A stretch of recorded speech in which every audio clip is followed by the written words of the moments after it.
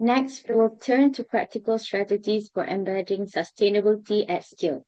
Spencer Lau, Head of Sustainability at Google Asia Pacific, is Google's cross-functional sustainability leader in the region, the regional head of a global team that leads sustainability strategy and programs.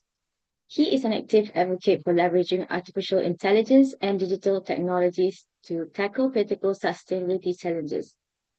Beyond Google, Spencer has served on the board of directors at Chris Sharp and currently chairs the Innovation Task Force of the United Nations ESCAP Sustainable Business Network, demonstrating his commitment to broader regional climate actions. Spencer will share how businesses can utilize data, AI, and regional collaboration to enhance efficiency and drive climate action. He will be joined by two esteemed individuals, Serina Hijjas, Council Member of CGM, and Datuk N.K. Tong, Group Managing Director of Bukit Kiara Capital, who will be moderating. Let's welcome Spencer Lau, Serina Hijjas, and Datuk N.K. Good afternoon, Spencer. Hello, Serina. Can you hear me? Yes, perfectly. I thought I'll do a quick intro as well, just to sort of sum things, maybe a minute. Thank you, ladies and gentlemen, for joining today. I think it's a very topical talk on Google and data centers. Google comes as no introduction as one of the largest search engines on the internet. And with that, Google is one of the world's largest data center stakeholders, operating extensive facilities globally to power its service and cloud platforms, and is a key player in the industry alongside major competitors. Whilst the evolution of AI may have started in the 1950s, OpenAI, backed by Microsoft, introduced ChatGPT in November 2022, and Google made its Gen AI move in March 2023, if I'm not wrong, Stephen, with Bard. And in February, Google rebranded Bard as Gemini when it debuted an improved version of the AI chat box. And all of a sudden, the world woke up to the public search engine through AI.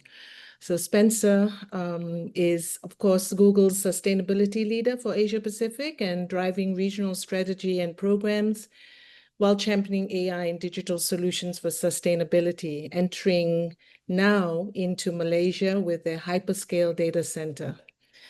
Thank you, Spencer. Thank you for that lovely introduction, Serina.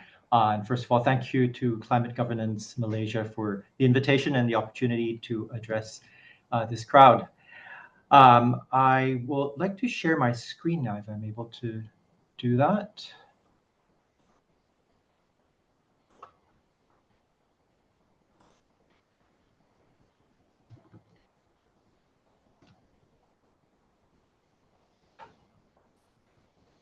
Hi, can this be seen? Yes. Yep. Wonderful. Well, thank you very much then. As agreed, Serina, Datuk Tong, I think I will take about 15-20 minutes for a quick presentation, and then we'll get into our discussion. Is that still the plan? Perfect. Wonderful. So I'll just get started. Sustainability in the age of AI. I think it's first important to stress that despite the interesting moment in which we live in, Google remains committed to our sustainability strategy, which really has two pillars that you see here, but supported along the bottom by our dedication to accessible information and technological innovation in this age of AI. What are these two pillars? On the left is our operations. We drive sustainability across our operations by accelerating the transition to a net zero carbon future, advancing also topics like water stewardship, building a circular economy, and restoring nature and biodiversity. Also, what's really interesting for me personally is the column on the right, which is our products. How do our products, which billions of people use every day, including Gemini, how can these products empower people with information to mitigate and increasingly to adapt to climate change? And so this is our two-prong strategy. And of course, with regards to how we use AI, we're interested in the left column, how we making sure we're minimizing the environmental impact, but also in terms of the power of AI and how members of boards of governors can guide management to make use of AI to drive more sustainable outcomes. What are some of those tactics. That's what I hope to cover today. First, I mentioned that we remain committed to our moonshots. These are environmental ambitions that may seem impossible at the time that we set them, like driverless cars on roads. And progress is often non-linear and may take longer than expected, but continuing to pursue these moonshots can lead to significant systemic change that might not otherwise be achieved. So these are a few, but I'd like to delve a little bit into just three to set the context. One is into what we call a climate moonshot of achieving net zero emissions across all of our operations and value chain by 2030. Specifically, what this means is to decarbonize first and foremost, decarbonize our combined scopes 1, 2, and 3 from a 2019 baseline, to halve that by 2030 halve that by 2030. And then, of course, what is the residual emissions will then need to be neutralized through carbon removals. And this is supported by ambition to run a 24/7 carbon-free energy on every grid where we operate. And I'd like to, of course, delve into this a little further later as well. Second major moonshot, which is also important in a country like Malaysia, is water stewardship. Our aim is to replenish 120% of the fresh water volume that we consume on average across our offices and data centers by 2030. And we're making really, really good progress on this front. And it's also important to consider circular economy, especially in Asia Pacific, where we do have a waste challenge in many countries.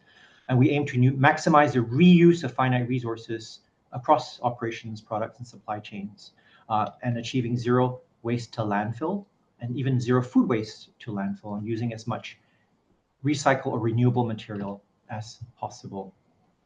So that's just setting the context of Google's ambitions, but specific to data centers, what's true is that as the digital economy more broadly expands, and I dare say even without the growth in AI, the digital economy is a growing sector in Southeast Asia.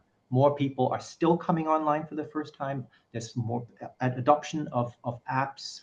There's more usage of digital services.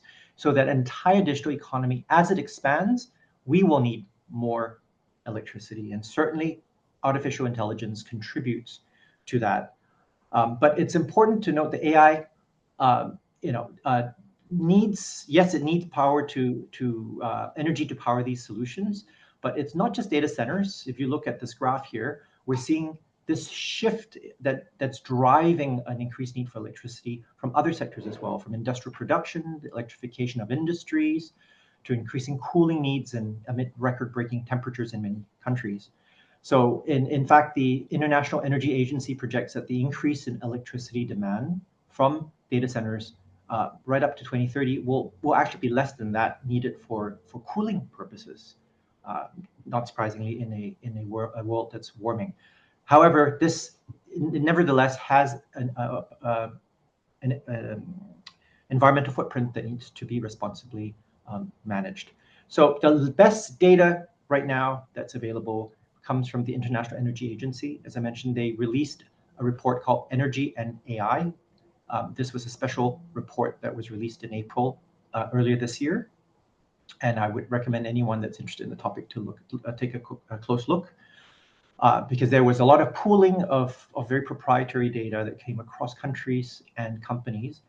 And the conclusion is that in 2024, data centers made up around 1.5% of global electricity consumption.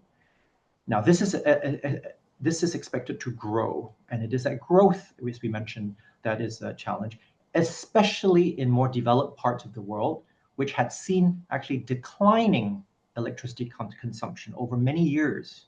I'm talking about Europe and the United States. And a lot of this came from, of course, ever greater efficiency in terms of appliances, etc. But over the last few years, that has completely changed. We're now seeing an increasing consumption, again, of electricity year after year.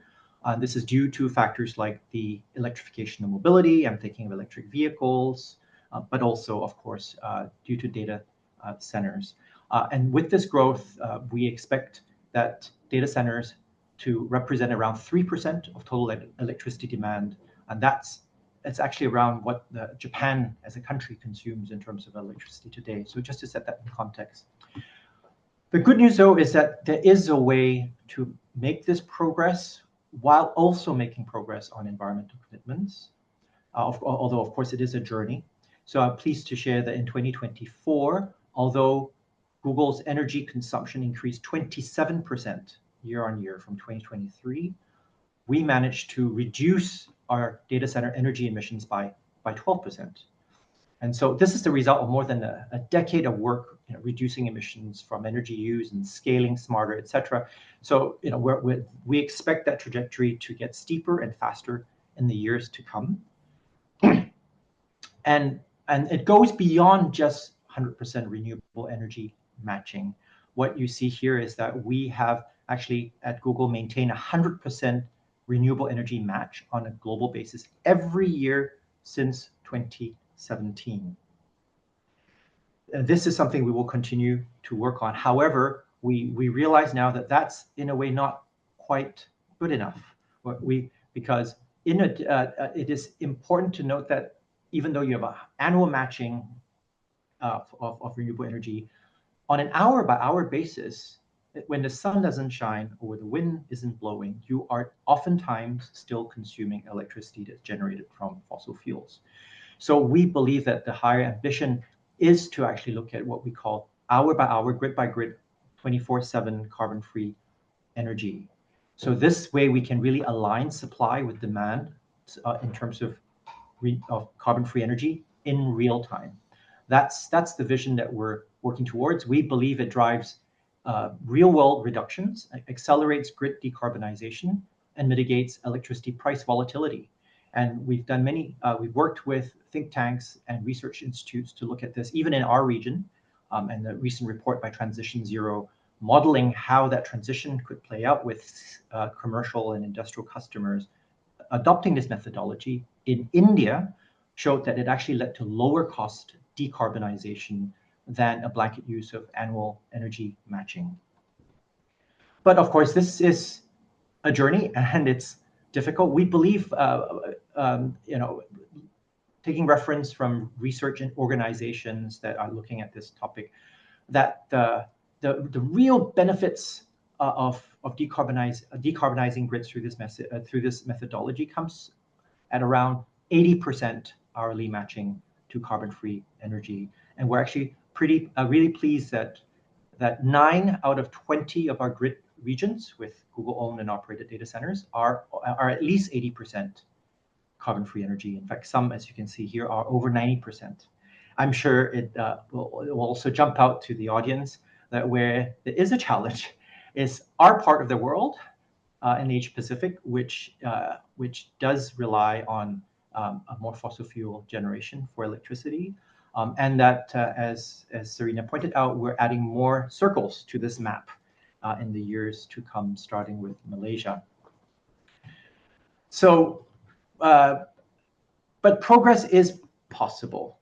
Asia Pacific is one of the difficult regions, but that said, I just want to point out that I mentioned that in 2024, our energy consumption, electricity consumption increased by 27%, but we managed to reduce emissions by 12%. At the same time, we increased our carbon-free energy, 24/7 carbon-free energy score from 64% to 66%, despite that 27% increase.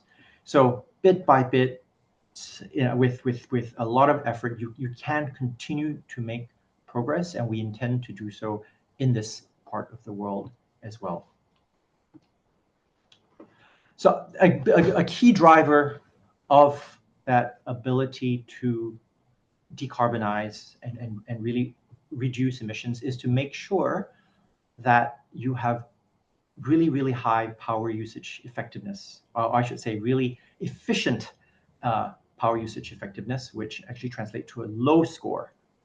Because what you see here, the number 1 point something represents the ratio of total electricity consumed by a data center over the electricity that's actually consumed by the chips for the computes. So anything over 1 is the overhead for lights and security systems, and of course, primarily for cooling.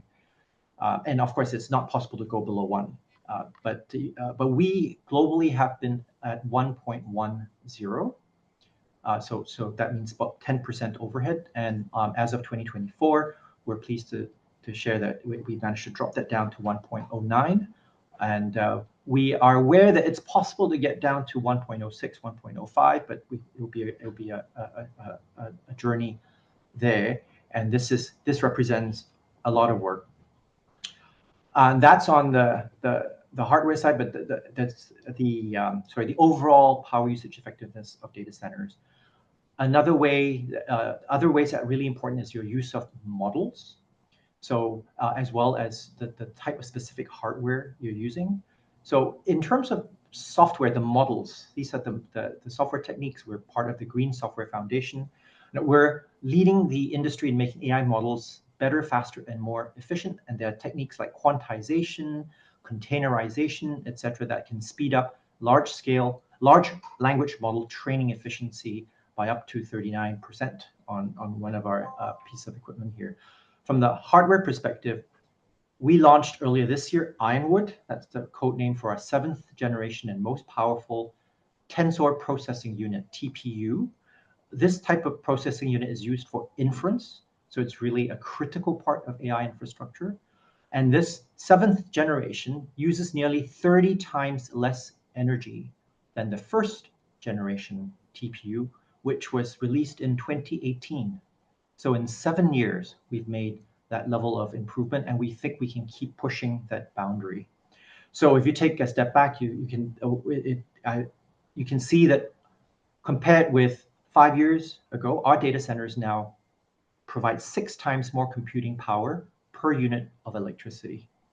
So this is one way we're driving progress. And so on the right-hand side, there are figures here that you might have seen recently. They were shared earlier this summer, that there's so much change that it was hard to pick a point in time, but there was so much curiosity around how much electricity and how much water does it take for a Gen AI search. And there's such intense curiosity that our researchers and engineers actually took a point in time and analyzed the numbers, because there's a lot of information that you may have heard that could have been accurate 5 years ago, 7 years ago, but the pace of change, as you've seen, is quite rapid. So using telematics and a lot of internal data research, we've shown in papers published that for the average text-based Gemini prompt,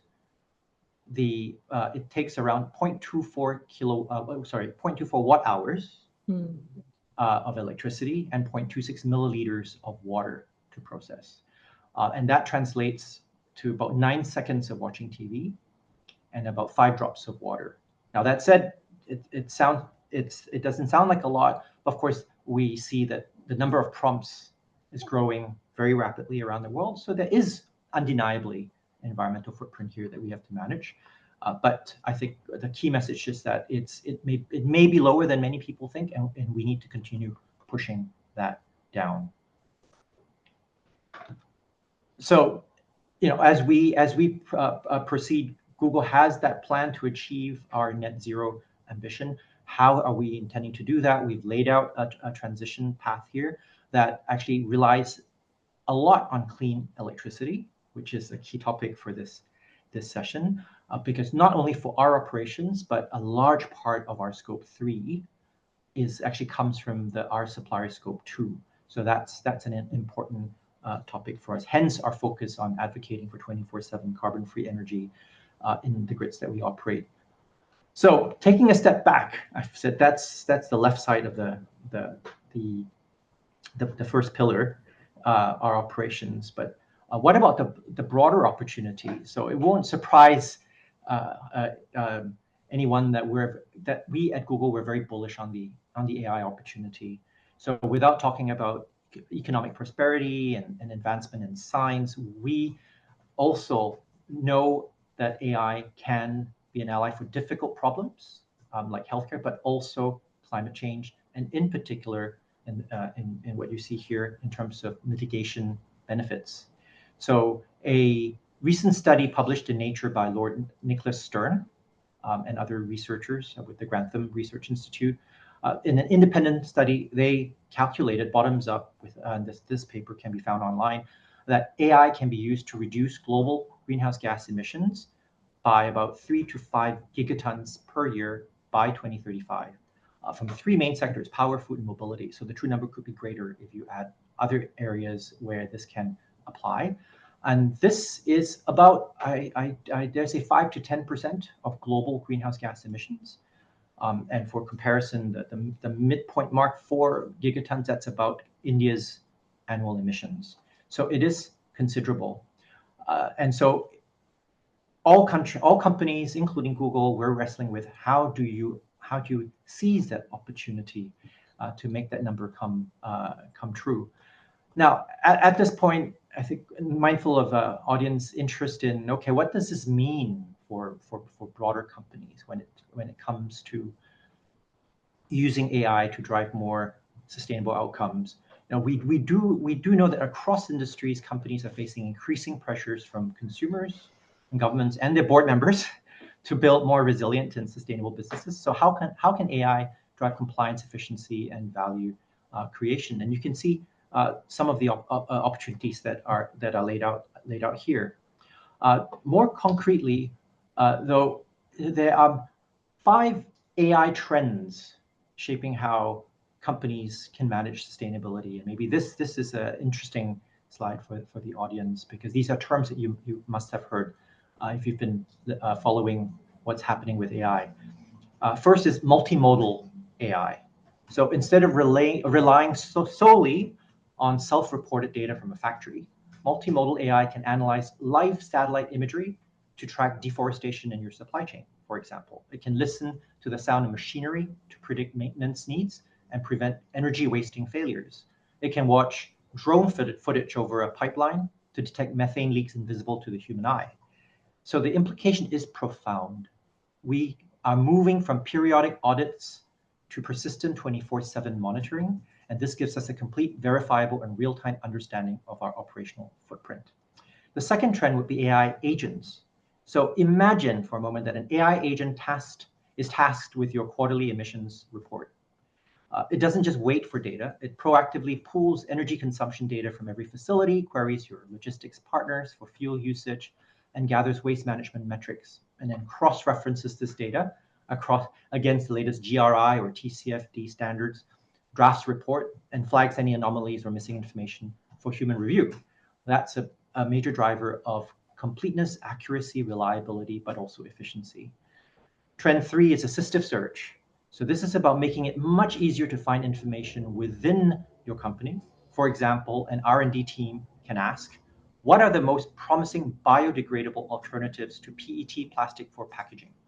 And the AI will scan patents, material science databases, and internal research to provide a summarized answer in seconds. Number 4, AI-powered customer experiences. This is about using AI to make interacting with a company incredibly easy and personalized for customers and stakeholders and potentially board members. Imagine an interactive sustainability portal on your website. An investor can ask, what is your board oversight on climate risk? And get the exact policy section. A consumer can scan a QR code on a product and ask, what's the carbon footprint of this item and how do I recycle it? So that's I think, gives you a sense of what's possible.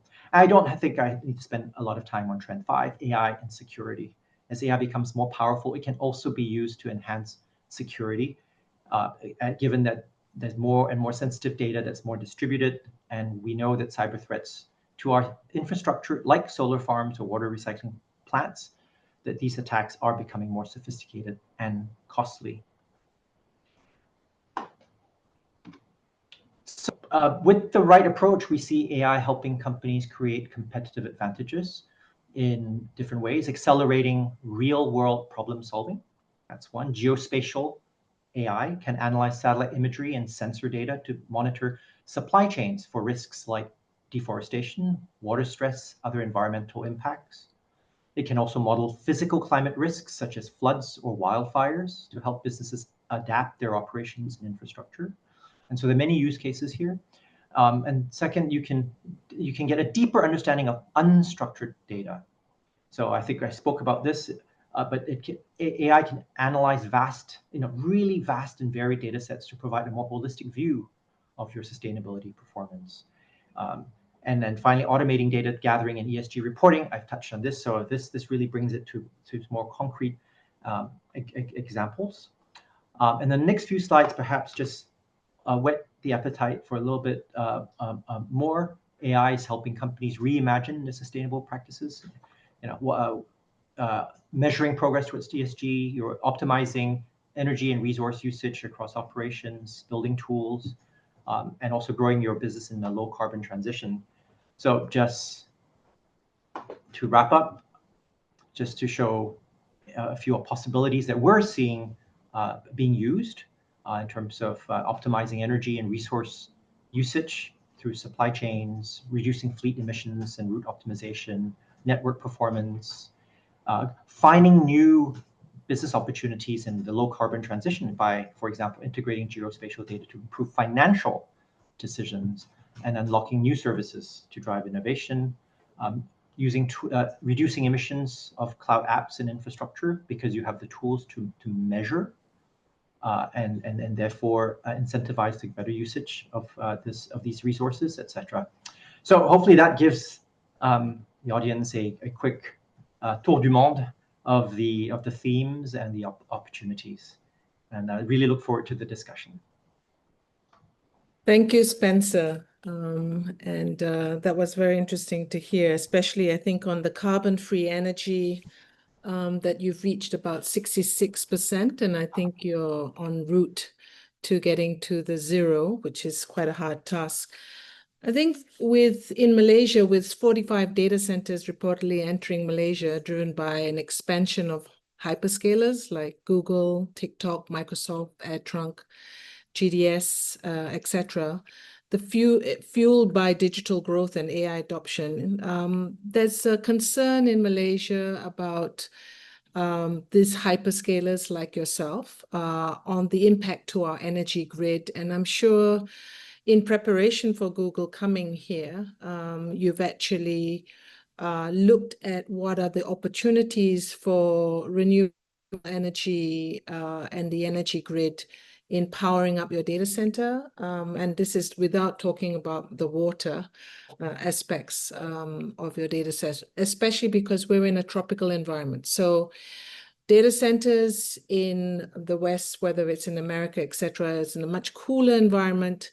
But the amount of heat that will be dissipated, the amount of heat that's being used, and the amount of water is definitely a concern. What's your planning with regards to still providing a 24/7 for the data center of Google in Malaysia? Thank you. That's a very, very topical question. I'd like to perhaps address some of the contextual aspects first. One is, yes, indeed, if you look at the macro numbers, the applications received by the by the Malaysian government or that have been announced by project financiers, etc., it does add up to a very large number. But from our experience, though, those numbers need to be interpreted carefully, because any company can make projections, and of course we would like to make the projections that because they drive financial planning within companies as well, but they're often subject to change. And we've seen, unfortunately, that I'm not speaking about Google here, but more broadly, projects do get pulled. They do not reach, they don't get sufficient funding, or they're delayed. So the exact path, it's not always exactly what all the applications added together look like. It can be a lot messier, unfortunately, and that is a major challenge for authorities, because they do want to plan for that infrastructure, and not being able to have that perfect projection does make things more complicated. Now, speaking just for Google, in terms of our decision to enter to enter Malaysia as a market where we will place data centers, which is a critical infrastructure for Google. First of all, it's a recognition that Malaysia, in terms of the macro environment, is an attractive place to put data centers, which increasingly are the backbone of the digital economy. Now, there is jurisdictional stability. There's skilled, there's talent to operate the infrastructure, and so we quite excited by that. But as you rightly pointed out, but what if all these this rush in? How does that work? Well, our experience at Google is that as we build out our data centers, it's not as though that we'll build 4 and turn them on all at once and they'll all be at full capacity. That would be an incredible strain. And so, and it's not even that we plan it that way. It is the natural cycle that as you turn on data centers, you turn it on bit by bit, and you ramp up, and that ramp up can take years.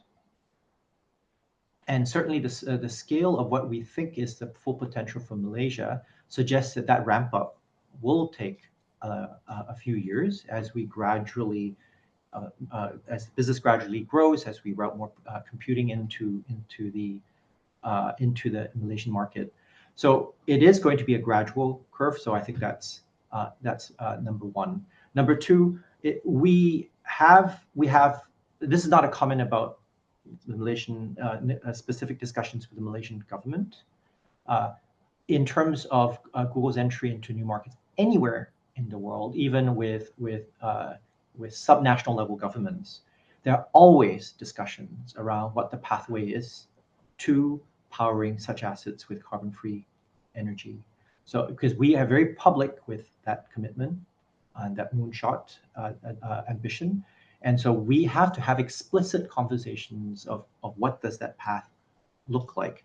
And again, it's not that we expect that when we turn on new data centers anywhere in the world that they would necessarily be immediately 100% carbon-free 24/7.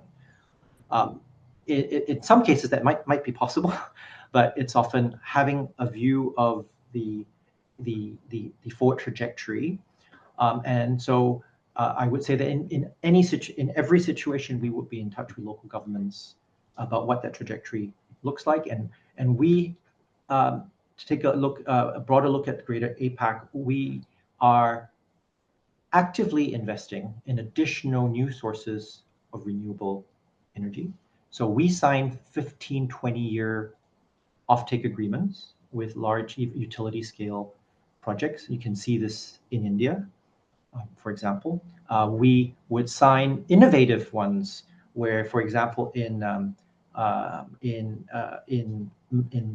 Japan, which is also actually, it doesn't quite have the surface area to put in a lot of solar, and they have a lot of small lots, parking lots, and anyone that's been to Japan, they have a lot of small lots. But actually, a lot of these you can put solar panels on them, and you can aggregate actually a fair amount of solar power. But this is a new form of structuring where you have to work with someone, in this case, Shizen Energy or Itochu, where they stitched up hundreds, if not thousands, of little parcels to create that potential. So that's a very new form of arrangement. But also in Taiwan, we've invested in offshore wind, in new geothermal capacity. So we're looking at all the potential levers, and Malaysia certainly has potential in biomass, for example, potentially in geothermal. And so we are leaving no stone unturned as we look at that ramp up over years. So that's part of the planning for Google, that the renewable energy source will be within Malaysia and not basically outsourced, because the word carbon-free energy can mean that we're just sourcing from everywhere, not necessarily from that country itself to be the renewable source. And I guess I'm quite interested in knowing that, Google comes into Malaysia and their renewable energy aspects are fully provided for within our own country. Well, I would say you raise an excellent point, that we are actually very much in favor of the Malaysian government's advocacy for an ASEAN power grid. And this is a project that ASEAN has been discussing for 20 years. And I think this year, Prime Minister Anwar has actually made very, very good progress. And the challenge with carbon-free energy sources is that oftentimes the places which have a lot of generative capacity, a lot of wind, a lot of sun, a lot of hydro, are often not where the electricity generated wants to be consumed. And in larger jurisdictions that can transmit this energy, I think have more flexibility. And we feel that in ASEAN there are that this holds true. There are certain parts of ASEAN that are much better placed for the generation of carbon-free energy, and areas such as Singapore, which want to consume this energy, are not well placed to produce that. And so it's not so much that we wish to, procure carbon-free electrons in Chile, and you say, oh, and that counts towards our carbon-free energy for our data centers in Malaysia. I think that could be problematic, but rather we wish for those electrons to flow in the grids in which we operate, and we think there's an opportunity for the Malaysian grid to be integrated with the rest of ASEAN, so that renewable energy can flow. And so, but that really depends, of course, on discussions that are underway. But otherwise, under current market rules, yes, and then it is Malaysia focused, because that's the grid in which we will be operating. NK, you have any questions? I mean, I have quite a few of this, but I'll sort of pivot to you a little bit. Yeah, thank you. It's good to see you, Spencer. I'm just thinking about Jevons paradox, the economic principle that suggests when something is more efficient, the resource can lead to increase in overall consumption. So the challenge with AI, just for example, a simple Google search is AI driven nowadays. It's free, and as it gets better, do you see the explosion in use, and therefore while you're making it more cost effective, as you said, 30 times more efficient, but the consumption will increase so much that in the end, we're chasing our tail, trying to bring the energy consumption down or make it greener. Yeah. Excellent question, Datuk Tong. And it's not cost effectiveness, it's power effectiveness. Although, of course, that does have a direct link into cost effectiveness as well. Certainly, we talk about the Jevons paradox a lot. And certainly, we see it happening because AI is a generational transformation. This is a once-in-a-lifetime opportunity to really drive the adoption of groundbreaking new technology. So the framing here, therefore, isn't a reduction in energy. We would actually think that, especially in Asia Pacific, where many countries are developing countries, and there is a legitimate desire to increase living standards, that oftentimes living standards are very tightly correlated with energy consumption per capita. The issue is emissions related to the energy production. And so we look forward to a world of energy abundance, but one in which the linkage to increase emissions is broken, and you can actually push the emission profile down. And so at the macro level, I think what I explained earlier during my presentation touched on the fact that it is possible that despite a 27% increase in electricity usage, we pushed emissions related to that energy down by 12% through the 2 percentage point increase in carbon-free energy usage. But it's a constant push. So yes, overall energy consumption will go up, and I would submit that in this part of the world, it will go up with or without AI, just because of cooling, of electrification of mobility. But what can we at Google and the hyperscalers do to contribute, to make a contribution to the decarbonization of the grids, so that everyone gets to enjoy more energy, more electricity that is increasingly so carbon-free. I see from your figures of 1.06 to 1.09 in the power utilization usage for the effectiveness. For those who are not familiar, I think the government in its ambition, its digital ambition to bring in more data centers, and also because we're quite well positioned where the actual external trunking of the connections are, set a much higher PUE, which some of us are arguing against, because setting that so high when Singapore has already set a bar that is much lower than that means that we're just allowing this variation when the design of data centers can be a lot more efficient.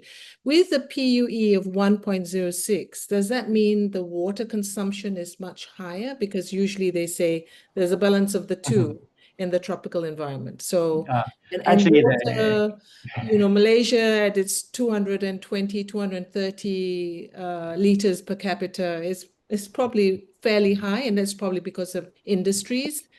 And I'm not sure how we're going to be able to cope with what we never thought we would have, which is drought and water shortage. Yeah. Well, certainly, I think changing hydrology patterns at the macro level is a consequence of climate change, and I'm sure Malaysia itself will also be affected by some of this macro variability. But yeah, you're absolutely right that there is typically an inverse relationship between what we call power usage effectiveness and water usage effectiveness. And the reason is that evaporative cooling, using water evaporative cooling, is much more energy efficient than air cooling.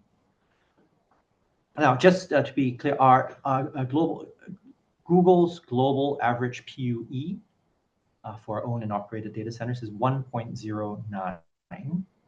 I mentioned 1.06 because we know that there are examples of that, of standalone, very perhaps more cutting edge design data centers are capable of achieving that, and we want to move our entire fleet, which you can imagine is quite large, towards those ever lower standards, ever lower PUEs, which are higher standards.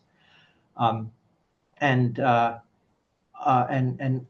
energy and water consumption will be an important consideration. So we have what we call climate conscious cooling as a framework, where it is a trade-off between the energy efficiency of evaporative cooling using water and the availability of that fresh water. So we managed that trade-off in a number of ways.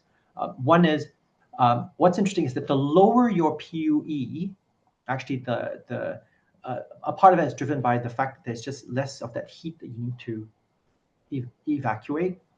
And so you would actually have less heat to dissipate if your PUE is lower to begin with.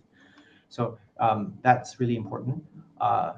And so in some cases where we use water, we use recycled water.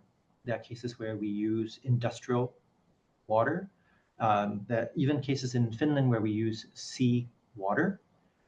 But yeah, I think it's good to distinguish between the two. The perception of the public is that we are actually taking away our portable water that the communities use.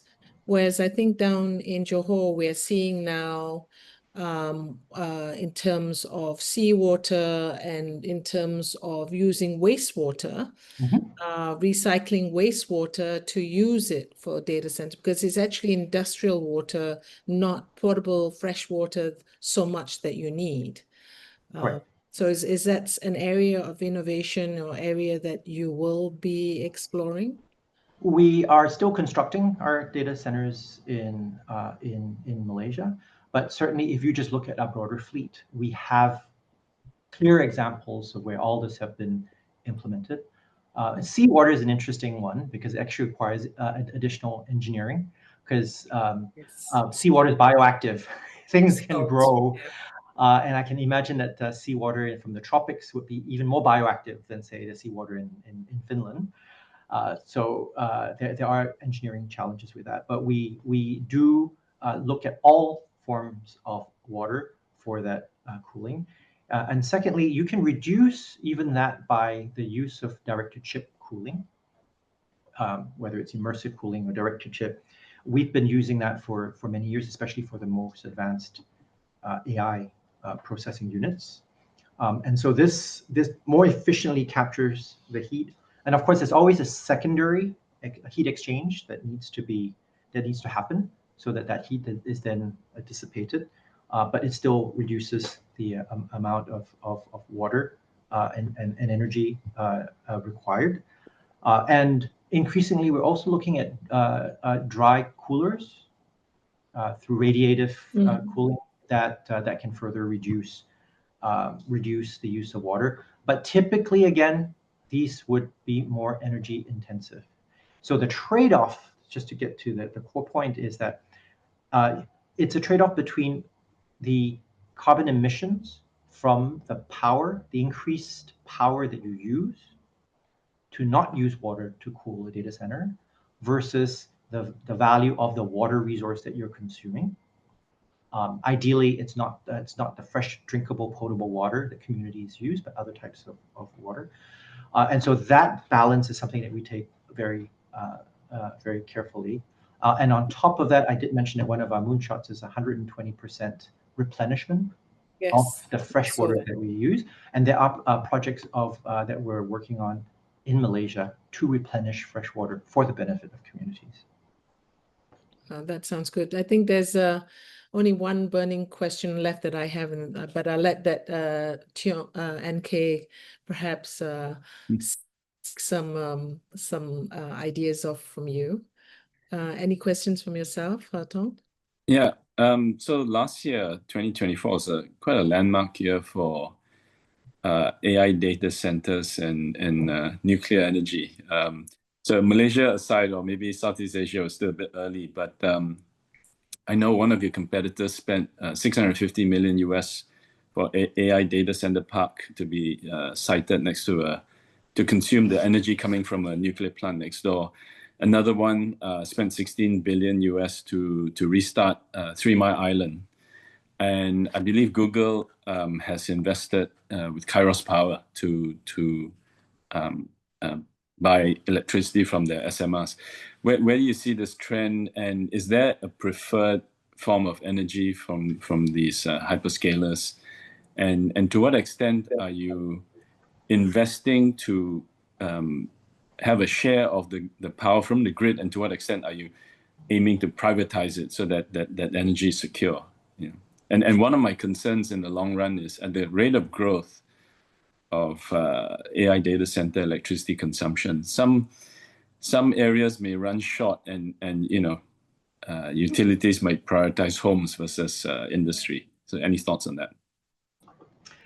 Well, just the last point, I think, of course, there is the political calculus, and prioritizing homes over businesses could happen, and therefore that is one of the risks that we would have to manage. And we're doing so eyes wide open. But the broader question of there is no preferred form of energy other than, I dare say, carbon-free sources of energy. And in order to move towards an age of energy abundance, we believe it is a case of all of the above.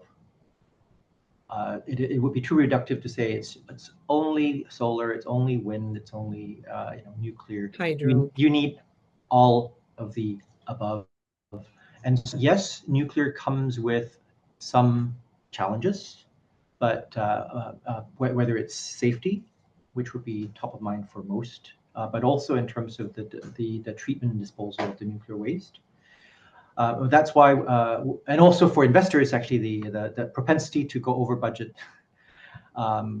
by spectacular margins at times. But that's why we believe that SMRs are an interesting form of technology, small modular reactors. Their construction techniques are meant to be fail-safe, and many are using new forms of fuel that we believe are not just safer, but also easier to dispose of or to process and treat after the useful life. So I would say it's something that just needs to be looked at. But I would like to point out that when you say nuclear, what we've just discussed is only nuclear fission.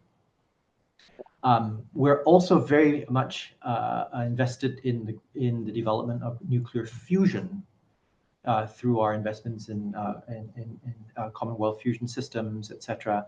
And in some conversations with technology optimists, I have received bets that electrons from a fusion reactor will be in the grid before electrons from SMRs at scale.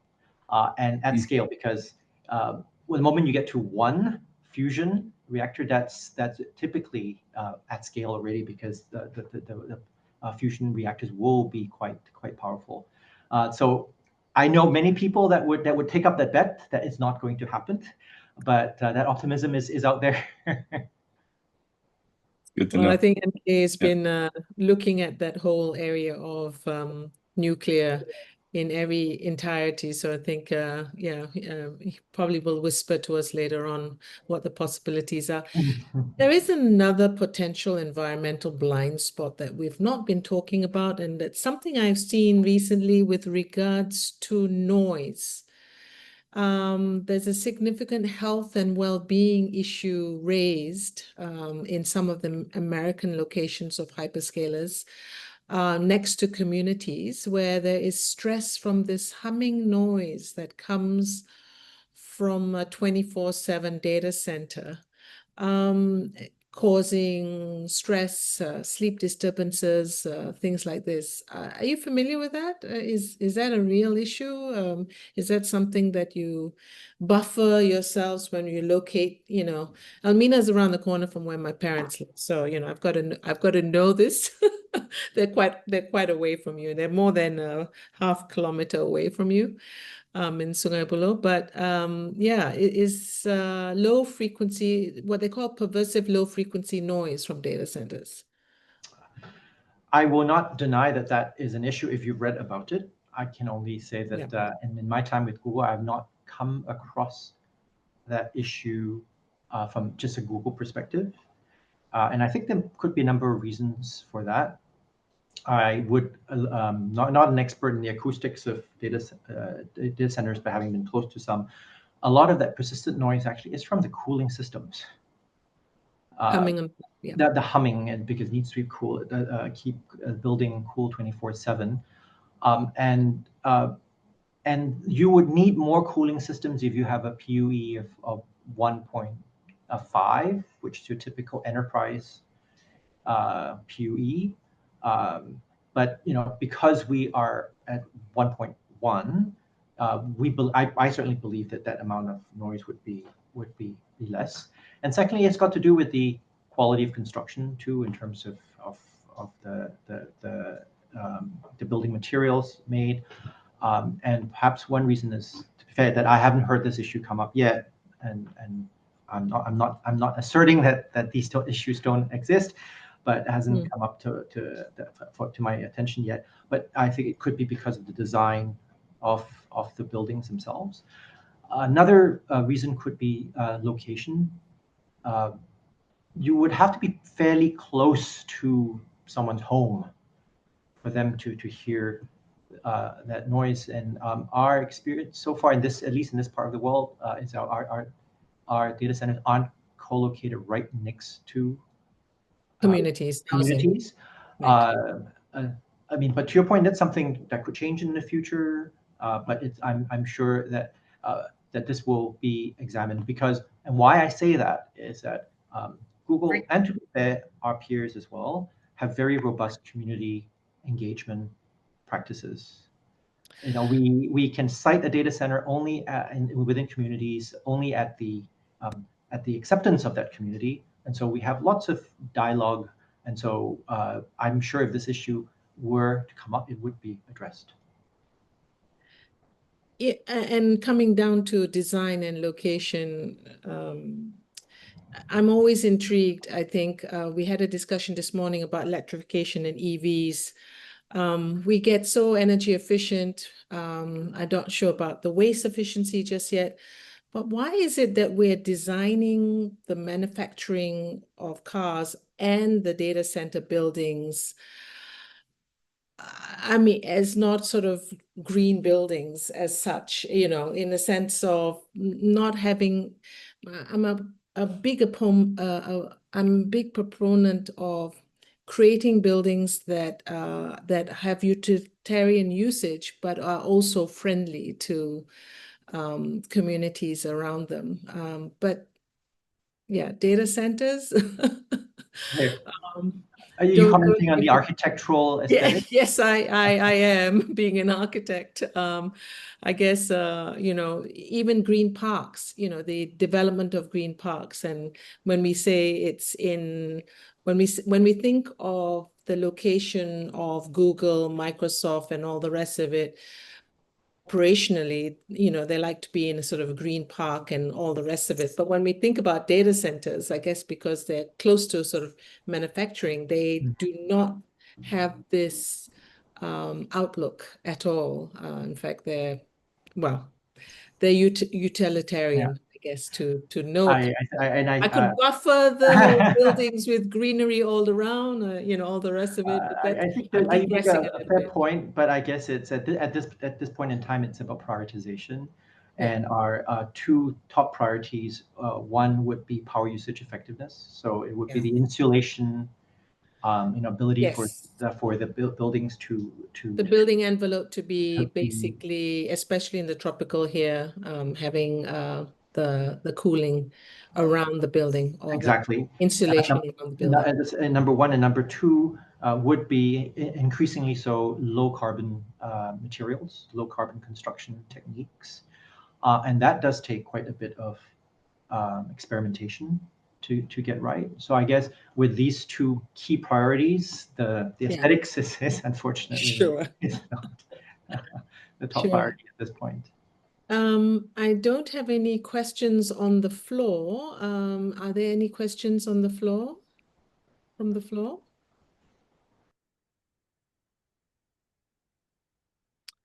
None that I can see. We've exhausted them all. Okay, are there any last parting words or words of wisdom with regards to Google's position globally and in Malaysia, in, I think, being foremost ahead and foremost use? I mean, I did look up in terms of utilization, and I think I didn't know that Russia has its own system in terms of not as a search engine, and 70% of Russians use that. I think China as well. So if I take all that population away, I think, you know, Google, as I certainly use it every day, it's about 80% of the global market at the moment. So Spencer Lau is sort of leading the charge. How do you see data centers of Google moving forward? Well, maybe a broad call out and a specific one. The broad one is, you know, for me working at Google, I still see to what extent the mission of the company permeates how we think and how we, what sort of impact we wish to have. And that is to organize the world's information and make it, you know, universally accessible and helpful. And that includes AI, which it's not just information now, it's insights in multiple languages. And so that we believe that the AI has an opportunity to democratize expertise and knowledge. And we're quite proud to be doing that in multiple languages. Because of our accumulated experience with languages like Hindi, Bahasa, etc., you know, our AI can actually function in different languages. And so we think that will take time to play out, but that's the macro excitement around the opportunity. But it comes with an environmental footprint that we need to responsibly manage. That's the broader call out. The specific one, though, is that we're very excited about the Malaysia about the opportunity to invest in Malaysia and to grow our presence in a very dynamic country. And we really are very appreciative of the work that the Malaysian government is doing to accelerate the development of the ASEAN power grid. I think it has tremendous benefits for the region, and Malaysia can benefit from it, but both in terms of the exporter and importer.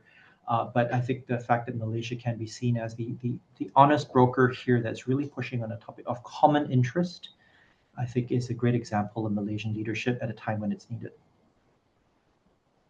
Thank you. Okay, thank you very much for that. And thank you, Google, and thank you, Spencer Lau, for joining us today at the Global Summit of CGM. Thank you, Spencer. Thank you very much, Datuk Tong and Serina. Have a good day. Bye.